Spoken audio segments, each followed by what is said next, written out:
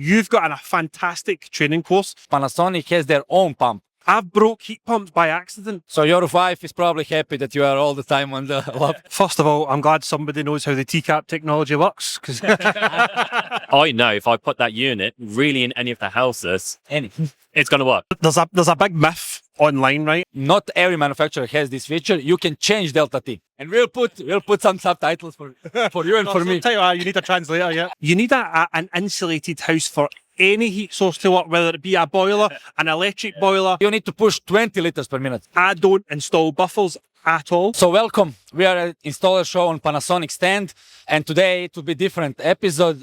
With me is Nathan from Panasonic and Sean Hogan from Aventus Eco. Hi guys. Oh yeah, good to be here. Hey Mario, good to see you again. Yeah, good to see you, Sean. So we will try to explain main benefits and overview of Panasonic heat pumps, Aquaria range, and some different things like pump, delta T, defrost, buffer, no buffer, refrigerant technology. So everything in a while, so you can see what are the benefits and what are the key differences. Nathan will be here from Panasonic side with details about the unit itself, and Sean is experienced with Panasonic heat pumps. How much heat pumps you installed from Panasonic? Maybe around about 40. So quite good numbers. And problems? Zero. Oh, but only time we do have problems, as I said to Nathan earlier, is because I've caused them. So this is not a problem. And so you are not the guy like, oh, heat pump is shit. It's like No. The heat pump is the heat pump's actually really good. We don't have any issues with them. At any time we've had a broken heat pump, it's because we've broke it. And thankfully, because I've got such a good relationship with Panasonic, they've fixed it. Yeah, support is also one thing what I want to highlight. Yeah. But let's start with a short overview. So we have, let's say, wide range of products, and we talk with Sean maybe too much, but but we'll try to explain what are behind. So generally, you have J series like monoblock, you have L series R290, B block. Yeah. Something like that. Yep. And M series, which is T-Cup. We'll talk about T-Cup. So Nathan, just for the beginning, for the audience, what are the differences and what is the, let's say, the main driver for each unit? So how I always describe it, we've got a unit for every need. So if we look at the J generation, which is actually this unit right here. So we've had this unit out for a good number of years now. Its unit, it just cracks on. It's got R32 refrigerant in there. We've got everything built inside. So on the right-hand side, we've got your pump in there, your expansion vessels, your backup heaters, you name it, all built in. So every full package inside. Yes, exactly that. So the whole point is we just want to put that unit outside, connect the pipes to it, put your wires in, put it onto the cylinder, and that's installed. You don't need anything else inside of the property, or if it isn't done really on that unit on the outside. Then as technology's improving, of course, we always have change and look at what we're doing. About 2.5 years ago, we then released the L generation. So the L generation unit was our first R290 unit to market. Now, when we released this unit, of course, with R290, the refrigerant being inside, of course, being a refrigerant propane, we had to start taking more into account of the electrics and what we're going to start doing in terms of moving some about to make it just that bit safer. So what we've done, we released it in a bi-block and an all-in-one. So all the stuff that I mentioned in the J series, which is on the right-hand side here, we've actually put that in a box that we installed inside of the property. So keeping it out of the way from that refrigerant. And with the all-in-one, we've now got a box we can put into the kitchen, for example. With that, you've got a 185 litre cylinder in, and all your electricals, your pumps, your expansion vessels, electrical backup heater, actually on top of there. And then more recently, we've released what we call the M series units. The M series units, which we do have a 9, 12, 16 TCAP, but also recently, we've released that in a 20, 25, and 30 kilowatt unit too.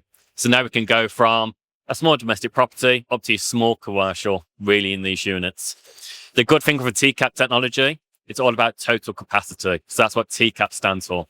So if I give you a 9 kilowatt TCAP, even if it's minus 15, you've still got that 9 kilowatt. There's no performance drop-off from there. Still an R290 unit, but because we've been researching it a lot more, looking at the refrigerants, we've actually incorporated some of the stuff that we took out, put it back into the unit because we know it is safe to do that, which means we can have even less inside of the property now. If you just want a remote control with an R290 unit, we now have that solution. I want to point out most of people know my previous experience was technical and service support in Panasonic, so I also know units in details. What is a key thing with all-in-one unit? So it's like you have domestic hot water inside, but it's 60 and 60. So it's really, you can fit it like in refrigerator or washing machine, and it's 160 something. Yeah. So it's really small unit with everything inside. Additional thing regarding teacup, most of you know when you're calculating heat loss, you have, I don't know, let's say 5 kilowatt on +5 and 10 kilowatt on -5. And still heat pumps, they are extracting heat from the air. Capacity is dropping because you don't have enough heat in the air. But with teacup technology, you have 2 expansion valves. And then you are stealing this heat from refrigerant, injecting it to compressor, and you have total capacity. I want to ask Sean, what is your experience with teacup? And let's say Scotland is a little bit colder than the rest of the England or the UK. In Croatia, we have even -15, so it's really cold. Excellent for teacups. But what is your experience with teacup and with all of this? What Nathan told us. Well, first of all, I'm glad somebody knows how the teacup technology works, because We can go in more detail, but not for now. right. So for me, the most 2 prominent heat pumps I use are the L series and the M series. Right. The L series is perfect for me for retrofits because, as you said, Nathan, the stuff's taken out of the heat pump, so the heat pump itself's smaller. So it gives me a smaller footprint outside where I can fit that unit. Yeah. So for instance, you watch the videos on my house, my heat pump sits where my wheelie bins goes. If you're American, that's your trash cans. Don't know what it is where you are. So I needed that space back. The Jai series would have took up the space of 2 wheelie bins. The L series round the corner is only 1 space. So it's perfect for that. We also fit the L series on the side of buildings. Right, and because it's got all the equipment removed out of it, it's only, I think, 97 kilograms. So if I'm putting that on a bracket, I'm putting that on a bracket on the wall. We just did one last week. It's on the side of a sandstone gable end wall. Perfect. I'm not worried about weight. It's really, really light as well. A normal heat pump, you're touching 150, 160 kilograms. A big M series, I probably wouldn't even put on a bracket because they're so heavy. So they're great for that. And then you've got the internal ply block unit, and that can go where a boiler was or in a loft or hidden out the way. The M series is a double fan unit, and I would say is actually probably my favourite heat pump out of the whole brand, right? The performance of it is really, really great, and it's really simple for me as an installer and my men to install. It's literally run some cables to it and 2 pipes and a controller on the wall, and that's it. And it's really, really simple. But what you were going on about with the T-cap, so in Scotland, we've got a lot of old sandstone properties. So you guys are down to -15. We average -4, -5 in the winter, but we're really wet. Yeah. You've got really it's a different condition, right? So the T-cap performs really, really well. And the problem I've got is, if you go and look at the statistics in the UK, the average heat loss of each house roughly in the UK is around about 6 kilowatts, right? But up in Scotland, I would say we're somewhere between 6 and 9 kilowatts. So if I go and if I say I've got a property that's got an 8 kilowatt heat loss, if I fit a 9 kilowatt Panasonic T-cap, I've got that wee bit of extra wiggle room, and it will stay 9 kilowatts, as you say, all the way down to -15, which is great for me.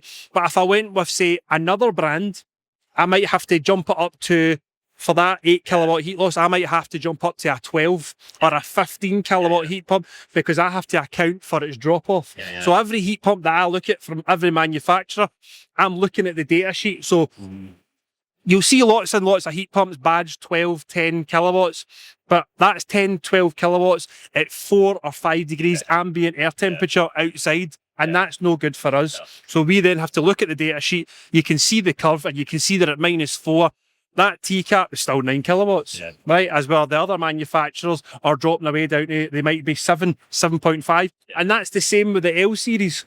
So I've got to be careful as well when I'm choosing a heat pump, when I'm using the L series, because that's your more traditional. It doesn't have that double injection, super fancy vapor technology that you're banging on about. So I think it's very important that we pick the right heat pump for the right house and the right customer. And it's not just, oh, I'll just pick that brand. It's the correct equipment for that specific job. So I want to point out this because, let's say, people in Panasonic are maybe not so happy because you have so much different units. You need to know everything, but still you can find for each house, you can find something specific. And this is why I'm always talking. Yeah, we are trying to educate in general, but in specific, every house is different. Every family is different and everyone is investing good amount of money. It's not like one size fits all. Yeah. This is why you need to understand all of this. And one more question: this is now standard with black because previously Yes, it was it is. white. Yeah, it is. So the J generation, we only ever done that in cream. But January of this year, we thought, well, we've got all these units in a nice anthracite grey colour, so let's now release this in the new anthracite grey. So yeah, this is the unit going forward, and well, the colour going forward, and that's probably going to stick now with all of our units still. Yeah, I think your one was the first. You are the first with. I was the first person in Scotland to fit the grey J series unit in Scotland, so I'm quite proud of that. Yeah. At first, I thought you put some paint on. No. I thought about it. I'll be honest, I wasn't a fan of the cream colour before. So the fact that it's all been switched in Europe or in Japan, I've listened, is absolutely brilliant. Yeah. Because at the end of the day, it's a big change for people, right? They're used to a wee white box on the wall inside their house. Now we're firing a big square box outside, and they are ugly. Yeah. Let's not beat around the bush. But let me tell you what does happen. Every heat pump that we fit, if it looks better, then great. But see, after a couple of weeks, you actually forget it's there. You don't even notice. I've got one in my house, and Emma, my wife, literally walked around the house the other day and she went, "Oh, I didn't realise we had pipes running up the side of the wall." Like 8 weeks later. Do you know what I mean? So it just becomes naturally part of the house, just with better benefits, reduce your carbon emissions and cheaper bills. And now the next topic I want to point out is you mentioned Scotland and the old houses. Let's say general overview now is changing because let's say UK, you have a lot of retrofit heat pumps, but in Croatia and Europe, it's like heat pumps can work only in new builds. We have different housing markets. So let's say in Croatia, you have usually, let's say, bricks, good insulation. So it's even on -15, you can easily heat that house. But with old houses, let's say with your examples in Scotland, how this, let's say, effect of cold house, especially you're pointing a lot about, let's say, with gas boilers or with intermittent heating, it's not convenient. So how hard is to heat and how hard is to explain to customer, and what is the feedback from the customers regarding this part? Right, so we've got a double barrel question there. First of all, we'll go with how hard is it to heat the house? Now, if you do your training and you know what you're doing, you can put a heat pump in any house, no matter what the heat loss is, right? We've done houses that are 400 square meters and they've got single glazed pane windows, and the heat losses is 16, 17 kilowatts. Panasonic have got heat pumps here, big M's that go all the way up to 30 kilowatt, the biggest. 30 kilowatts, the biggest, right? But in Scotland, and me anyway, we promote fabric first approach, right? And I think that's the way to go, because the smaller the heat pump, the less electricity you need to buy from your energy supplier, the less energy you need to produce, the cheaper your bills are, right? So we promote fabric first. So I will walk into a property and I'll say, "Are you getting your windows changed to double glazing?" It's 2027. Are we in 2027? Aye, right? No, 26. 26. It's 2000. It's 2026. It's time to get these single glazed windows changed, right? And they're like, yeah, that's on the plan, right? The next thing is, in Scotland anyway, you can't get a heat pump with the MCS, with the grant from Home Energy Scotland, if your EPC, which is your Energy Performance certificate on the house, if the Energy Performance Certificate recommends loft insulation, or if it recommends cavity wall insulation. So you have to get the two done first, right? Which brings your heat loss down. The third one, right, which isn't a requirement, but it's one that I push the most, is suspended timber floors, getting them insulated. When we do the calculations, that knocks off 2 kilowatts off your heat loss, right? So that could be the difference of a 9 kilowatt heat pump down to a 7 kilowatt heat pump, right? So that is one I promote all the time. And guess what? We are quite lucky in Scotland. There's a grant for that as well. There's a grant for cavity wall insulation. There's a grant for a heat pump. So you'd be absolutely crazy not to take advantage of it and do it. And anytime anybody gets these improvements done first, even before the heat pump's installed, they're over the moon with the comfort in the house. So we do all of these improvements. We fit the heat pump. I managed to fit a smaller heat pump. It's cheaper to run. and it works perfect. Yeah. All right. So the big old drafty cold houses, Yeah. I'm making them make them less drafty. But if there is no budget for that or they don't want to do it, we can still make it work. Yeah, exactly. Just to touch on that as well. So even when you look at the older buildings, so recently we done a project and it's for the NHS down in London. Goodmays, I believe the name was. And it was this 1900s built. It's been derelict for 15 years. The roof has been caved in. Single glazed windows. If it had windows, a lot of them were missing. And yeah, the NHS just didn't touch them. They got the grant coming and went, we're struggling to build now, so let's use our existing stock. So they got this building, and there's a case study coming out on this as well. Same again. Beautiful on the outside, but they didn't want to touch the outside of the building. So they put the insulation on the inside, and I think they lost probably about that much. It wasn't much just to take that heat load down. We had the firm skirt going around for the radiators. Of course, they've done all the other bits, but they kept the characteristic. So even in these buildings that you see all these different things, heat pumps will never work. You can always make it work. You can always keep that characteristics of it. You just need to look at how we do it and be smart about it. There's a big myth online, right? And I see it all over Facebook, YouTube, the social media. You need a super well insulated house for a heat pump to work. You need an insulated house for any heat source to work, whether it be a boiler, an electric boiler, 10 kilowatts is 10 kilowatts. 10 exactly. The house is losing heat. So if you put insulation in it, you're slowing the heat, leaving that property, and you're buying less from the big energy suppliers. So that, if anybody's thinking that you need a that is a myth. The reason we promote more insulation is because we can make your bills even cheaper. And also quality, let's say air quality, and it's better to have. Yeah. But another thing is, let's say in Scotland, let's say you have some houses you can choose, but in London and maybe some other cities, you have some conservatory area where you cannot change it. How you can see, Nathan, let's say with designers, with installers, because you have also support, you are working with designers, a lot of different projects. Sometimes you cannot change. You need to leave this single glazed window. It's fair, you are right. Sometimes you're just going to change. You can do as much as you can, but that is it. So you need to start looking at that design. It's like, right, we've done enough what we can here. So how can we help from our side? So we can look at these units here and go, in actual fact, I've got the pipework buried down. I might not be able to, constantly people always say you need to extend your pipework for the flow. In actual fact, if you look at the pump inside of our unit, we can start playing around with that. We can use your existing pipework in the ground to start pushing that through. You can look at that radiator sizes to increase the radiators, to decrease them for certain aspects. And you can even look at offer technology. Take a smart fan coil, for example. Smart fan coil, you install it exactly the same way as a radiator, float and return going in. Yes, it does need an electrical supply because it is powered by a fan. It's only a 12-watt fan. It's not drawing much energy. But with that, put that in. Same again. Low heat requirements, heat it up, and it will heat that room up. So same again. From that design aspect, it's crucial. If we can't do that, what other technology can we put in? How can we help from our side to help achieve that heat load? So now you pointed out the next myth, you need to change pipework, you need to change everything because you need to install buffer or whatever else. So I also want to point out, talking a lot with Panasonic guys, actually one feature which I'm not sure most of the installers or industry understands, that Panasonic has their own pump. So it's not like usually you have, I don't know, Grundfos wheel or whatever, but Panasonic developed their own pump, which is, let's say, average pump pressure up is like 5, 6. If you're talking about 9 kilowatts, let's say, Panasonic is like 15, 14, something like that. Yeah. So Nathan, how you see this feature and how this feature can help us to have simpler installation, cheaper installation, and better control? So it comes back crucial once again. When we make one of these units, we look to make it as easy as possible to install. Because what's the point in having a pump in here for you to put another one in the cylinder cupboard? We're going to add extra costs, more things to go wrong, you name it, all these kind of things. So if we can put a nice beefy pump in there, we've got a 42-meter head.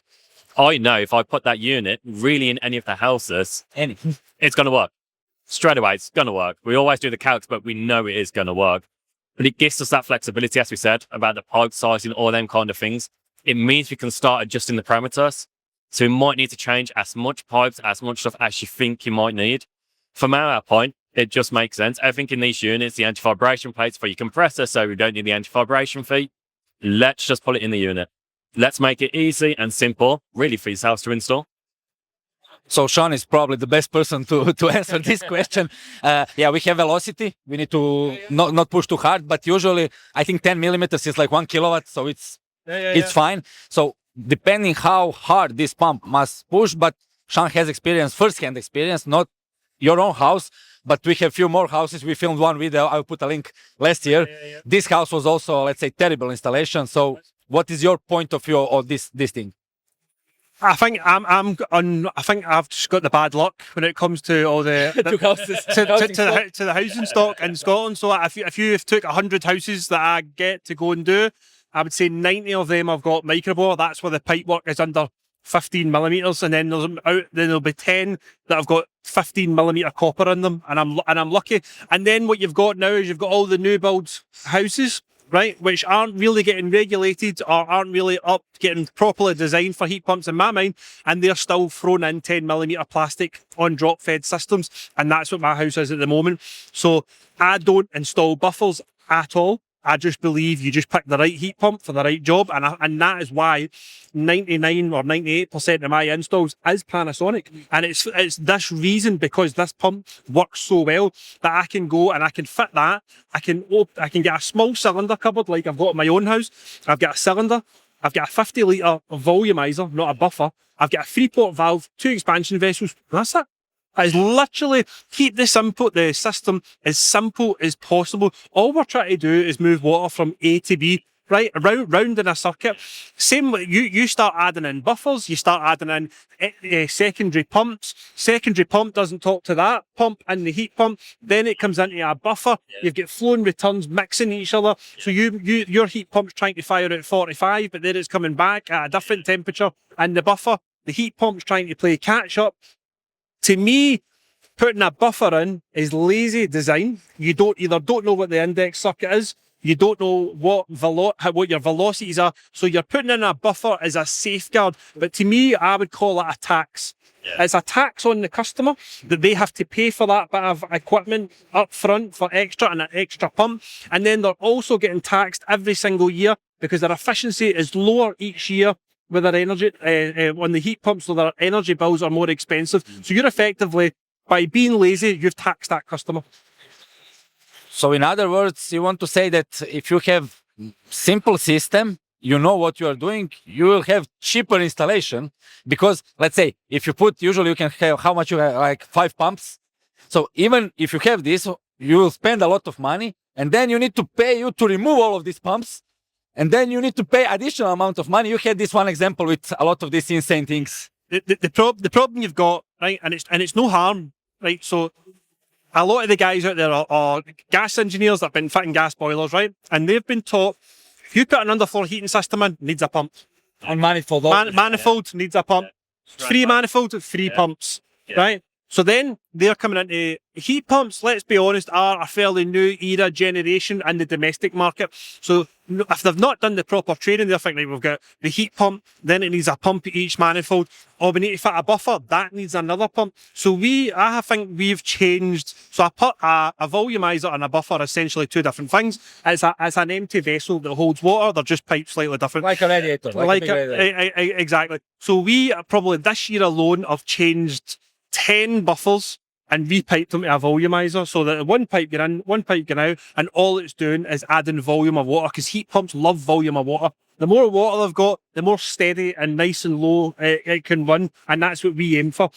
So I think it's a lot of it is down to education, and that is getting pushed now a lot. The manufacturers now, let's be honest, all the manufacturers were all pushing buffers at one point because it kept things safe. It meant the installer couldn't make mistakes. But now everybody's realising, and especially Panasonic as well, that's why they've got such a good pump. You don't need to do that. Do the job properly. We'll give you extra training. And I think that's the way forward. There is no simple thing. So if you say manufacturer is proposing volume and this and that, but depending on the market, let's say here you have Panasonic has a really good big team. In some, let's say in Croatia, you have one man manufacturer support. Yeah, I was the only one. Yeah, right. And then get nothing then. No. And then you have different countries. For example, where I'm responsible for different countries, and you have, let's say, bad distributors there. You need to say, yeah, take care of the buffer because you will have a problem. This is why education is important, but it's harder to push that. So but I think, let's say, when I started like 7-8 years ago, it was not so much of knowledge also. Now you are putting feedback, let's say online, You learn something, I learn something. So it's today for me, it's lazy to not think. Previously, it's like, yeah, different markets, different things. I also wanted to point it out regarding volume. It's important for defrost, but Panasonic has also additional feature that you can do defrost through domestic hot water tank. So Nathan can talk maybe also about this pump thing and software and defrost through hot water. Of course, and that's exactly what it is. Because when you start looking at defrost, that's one of the big myths around the buffer tanks. We need to put a buffer tank in to make sure these units can do a defrost, especially in the winter season. But same again, depending on the models that we've got, we can do it a few different ways. First one, some of them got electrical backup heaters built in, just standard, switch that on, we can do it from there. In some of the newer models as well, we can take it from the direct hot water tank and actually heat the unit up from there. Because that's all we need to do. We just need to get a bit of hot water in, melt that ice off. It takes, what, a couple of minutes of that? And that's it done. Then utilising that pump, same again. We've got the power to do it. We've got the power to do it, to draw it back in and take it back through there. And that's what we need to do. And that's what it's all about. Really feedback from yourselves as well. How can we make these systems simple? Because everyone's still learning. We've been making these units for a long time, but you will never stop learning. I think the innovation in these units are going to be phenomenal over the next few years. I really do. And the only way we can do that is feedback from yourselves. And we are talking about pumps, defrost, and everything. So also small educational part. So for example, if you have 10 kilowatt heat loss, you need around 30 liters per minute for Delta T5. But here also, not every manufacturer has this feature. You can change Delta T. So for example, even if you have smaller pipes, so you cannot push so much flow. So let's say 30 liters per minute. If you put Delta T7, so it's peanuts, you need to push 20 liters per minute. So it's 30% drop. Velocity will be lower, pressure drop will be lower, and you are losing, in theory, maybe few percent of efficiency, but this is in theory. So, Sean, are you using this feature? And maybe you can test this feature, if not. So I have got an L series in my own house, which you'll seen the videos of the installation of it. I have got 22mm plastic primaries running through the primaries. So it's internal. Yeah, so it's internal, maybe 19mm, right? Plastic. And then I've got plastic fittings and all that with inserts. Then off of them, I've got T's, and they drop down in 10mm plastic pipework with T's, with inserts to each radiator.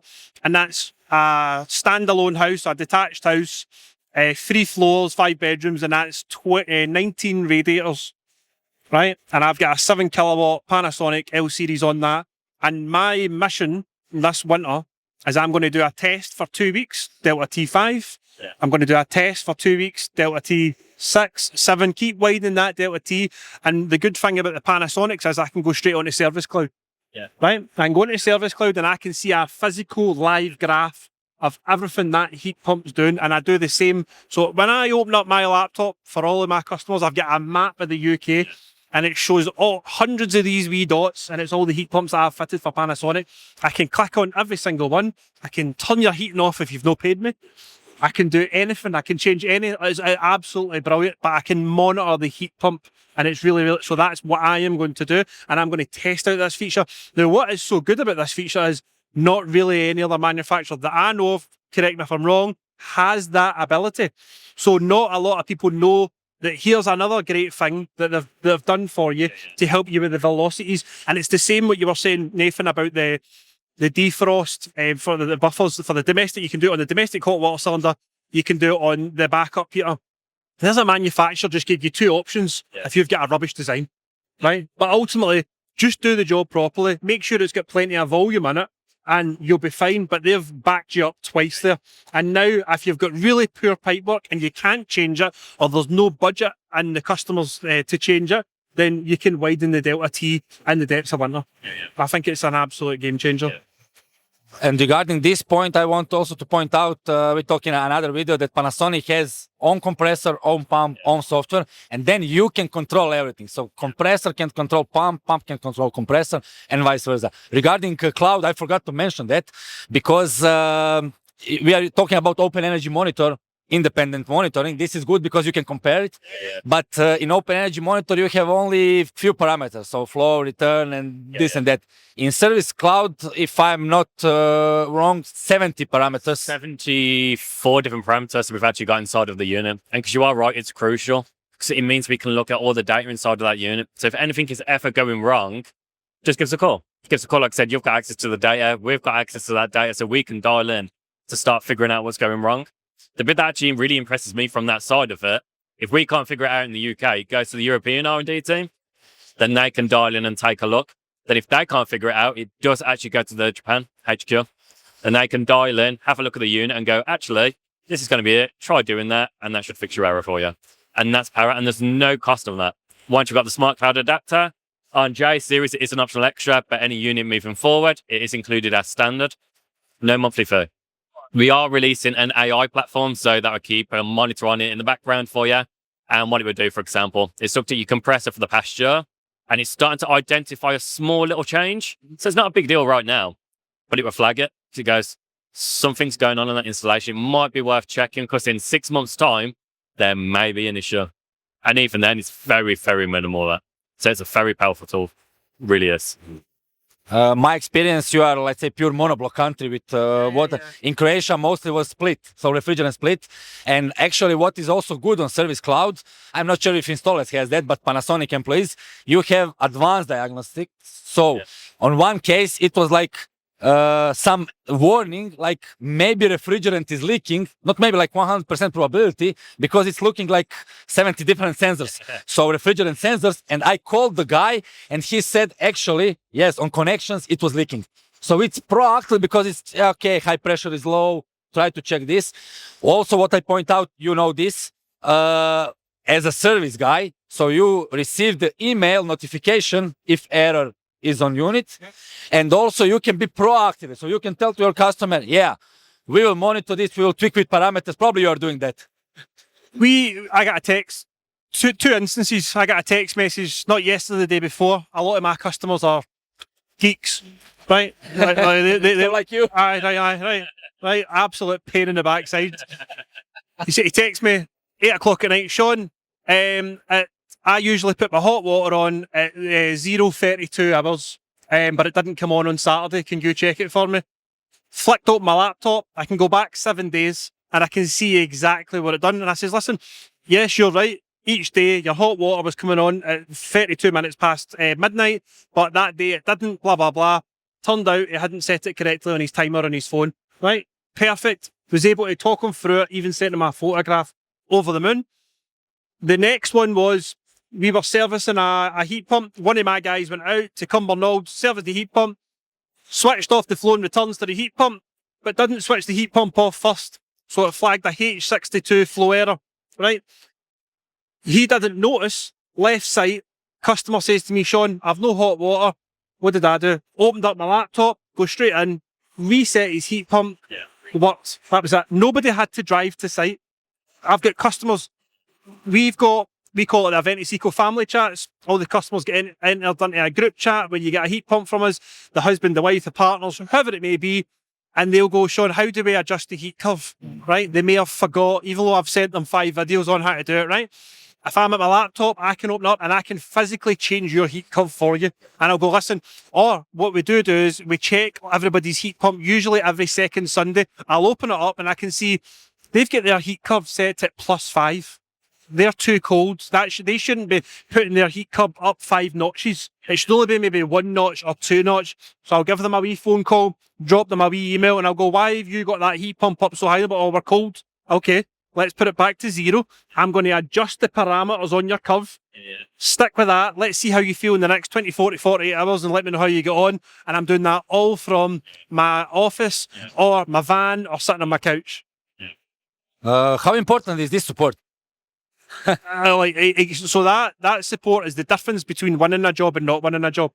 100%. The problem you've got, and not just this industry, every industry, customer service is gone. I believe so, and this is why I'm such a fan of Panasonic. There's lots of good manufacturers out there, but you've seen me post about this before. One of the main reasons I like Panasonic so much, I've broke heat pumps by accident. We have done damage to heat pump by just wiring it wrong, whatever, and it was just a mistake. And I have phoned Panasonic up and they've sent me the part out, fixed it under warranty. They're like, Sean, we know it was a mistake. You're a good customer. There you go. Or my electrician, or I might have a new electrician that we're training up and he's stuck. And he'll phone up Panasonic. He'll get a phone call within 5 minutes from maybe Tony or one of the other guys in technical, or Ollie, and it'll be like, right, okay, do this, blah, blah, blah. And the electrician's like, oh, okay, great, sorted, job done. You don't get that anywhere else. I'll phone other manufacturers up and I'll get a phone call back in 2 weeks' time, or through 10 automated services. So that to me is massive. But going back to customer service, that's one of our unique selling points. Yeah. We offer that customer service. You buy a heat pump from me, or solar, or battery, you've got that WhatsApp group chat. That it's not a chat bot. It's me. It's the office. It's one of the guys. We can open up, we can look at your heat pump and we'll go, this is what's wrong with it. We'll reset it, we'll change your heat curve, and we'll retrain you how to do it. And that is customer service to me. And the tools to be able to do that is a big one. And then if I've got a customer that's in the Scottish Highlands that's 2 hours away, do you think I want to be sending a guy 2 hours drive and spending a full day's wages? Always a Sunday, always at Christmas. Do you know what I mean? And going just to, all he had to do is reset it, but I can do it from my laptop. It's the way forward. Yeah. So your wife is probably happy that you are all the time on the laptop. Let's not talk about that. Just we are near the end. I want to point out, let's say, this support with cloud. So you have few steps. So you have Sean, like a service. You have local Panasonic. You have R&D guys, which are excellent, and they are, let's say, only doing this part. So we are all doing all different stuff. So we don't know the answer. Send them cloud ID. They look around. They can test it. They can check, and they can give you support. And how support is important. Just my case. I left Panasonic 2 years ago. Even today, installers are calling me because it's like, you will know the answer. You know how to help us. This is how you cannot pay that. You cannot pay that because we are, let's say, we are working with people, not with the units. That, and I do believe, especially in Panasonic, there's a community. So, like, we've got Stephen Corbett, who's our Scottish rep. Stephen, like, we're fitting 2 of these heat pumps a week, and Stephen will phone me a Monday or Tuesday.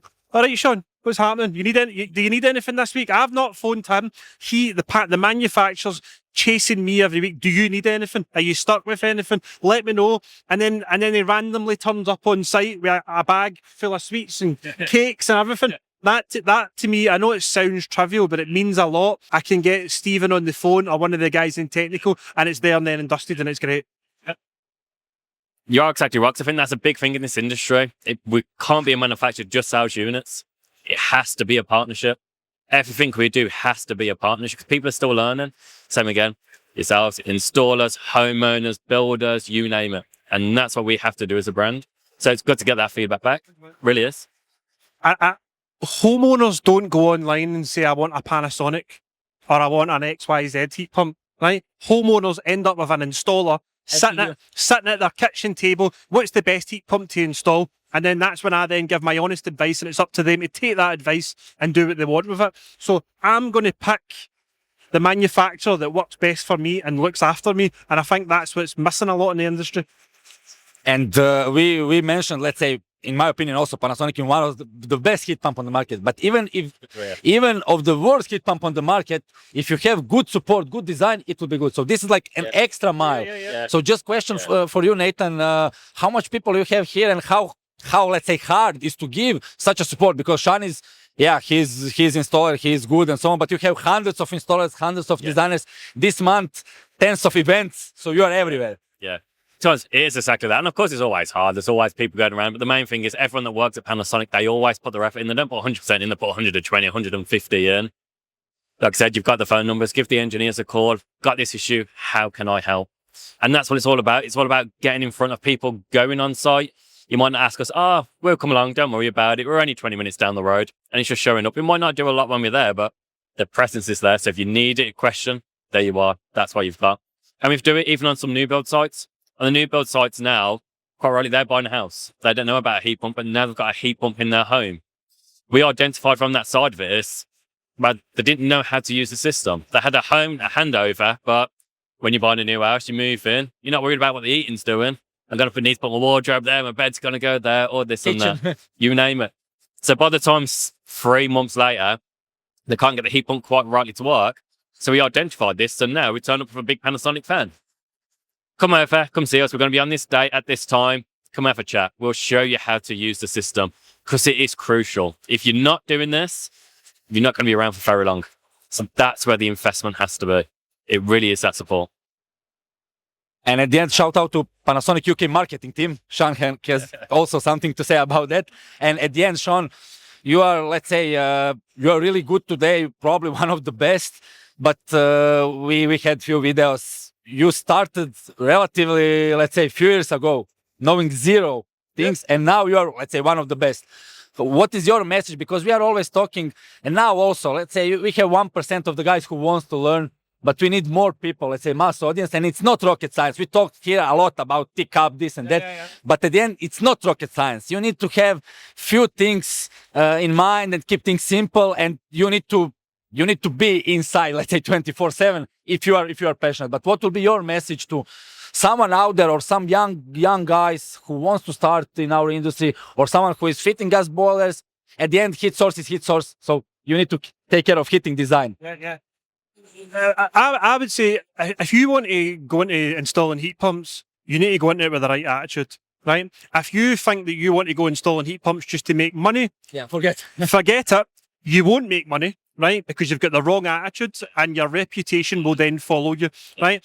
If you want to learn how to install heat pumps, how they work, heating designs is actually very simple, right? But the problem is people just don't actually take the time to invest in themselves and do that extra training. You've got a fantastic training course. There's other training courses out there. You go and do them. You can learn the basics and more, and you can comfortably go and install a heat pump. I'm a joiner to trades. That is, if you don't know me, that was my background. I used to put bits of wood together, right? And I was really, really good at it. But I got into renewables a few years ago, and I really enjoyed it. And I thought, you know what?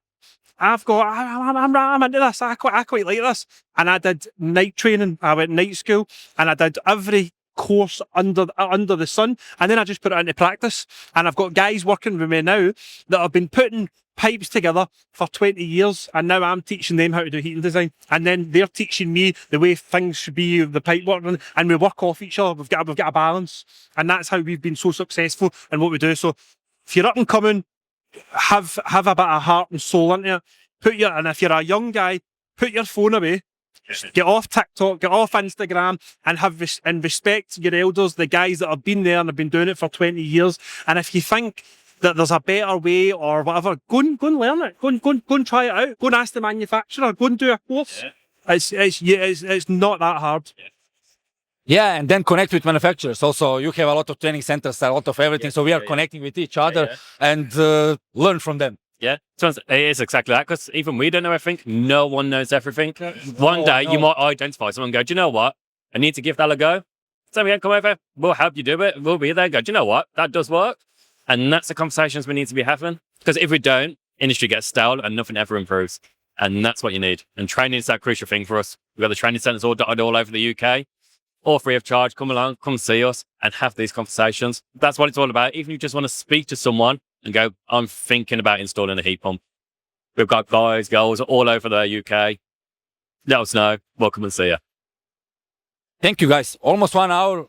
I think 50 minutes or so. Tell you what, Barry, you can do some talking. And you also. And we'll put some subtitles for you and for me. Tell you what, you need a translator, yeah. Thank you, guys. Thank you, Sean. No Scotland, no party. Thank you, Sean. Brilliant. Thank you, Nathan. Thanks so Thank you. much. Thank you, everyone. And watch Sean videos, follow Panasonic, and learn all the way around. Thank you. See you.